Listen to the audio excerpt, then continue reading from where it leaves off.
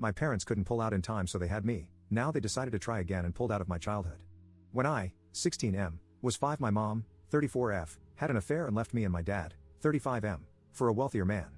For 2 years, I only saw my mom like 4 or 5 times. Then she disappeared and didn't contact us again.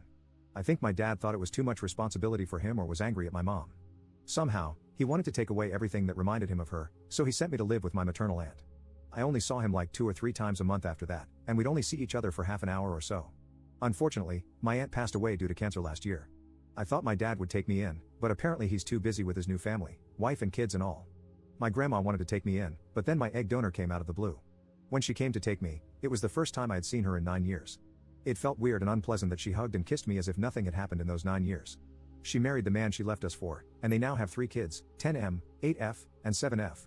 I've been living with them for 6 months now, and I spend most of my time in my room. We rarely speak. She tries to talk to me, but I ignore her and her husband. They try to include me in activities, but it's disheartening to see them play the perfect family when I missed everything as a child. I don't really like them. Her husband tries to make me call him dad. He tries to spend time with me and talk to me. He knows I love tennis, so he learned about it and enrolled me in tennis lessons. He wants to talk about it every time he sees me and even suggests taking me to some matches. He introduces me as his son, but I hate it. All I see is the guy who stole my mom from me when I needed her the most. It happened yesterday when he asked me to go with him to the grocery store. While meeting a friend of his who hadn't seen me in any family photos, he asked about me. My mom's husband said, "He's my firstborn. You didn't know about him because he was living with a sister of my wife's."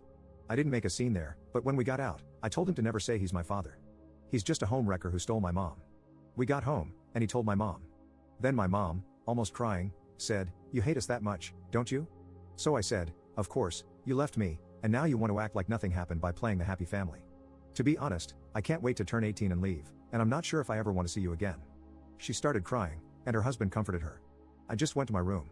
They tried to talk to me, but I ignored them. I told a friend of mine about this, and he says I'm the one in the wrong. Update 1. My mom and stepdad have been so apologetic. They try to talk to me, but I ignore them. I know it makes me sound terrible, but I can't. I've tried to look at them differently since I posted here for the first time, but I can't, and heaven knows I've tried. I want to try therapy, and I let my mom know about it again, but her husband keeps insisting that we must go together for some family therapy. I don't really want him there because I don't see the point of it. So, I'm going to do what somebody suggested. I told him that I'll do the therapy with him, and once we're there, I'll tell the therapist that I don't feel comfortable with him there. Maybe that'll work. I don't even know if this is moral or fair, but I don't know what else to do since he has refused to let me go by myself. He already booked the appointment. It's this Tuesday at 3 p.m. Update 2. I'm doing a little better.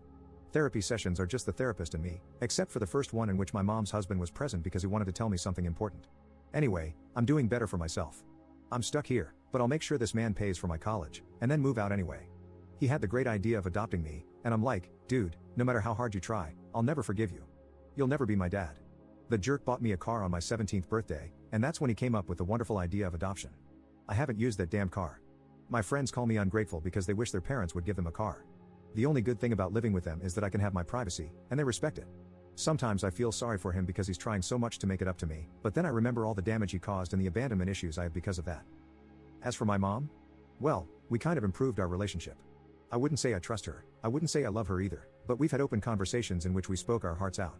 I don't buy some of her excuses, but others seem reasonable, even more now that I look back at it. We've had some therapy sessions together in which we both cried like babies. Update 3. Hi guys, I know it's been a long time since I last posted here.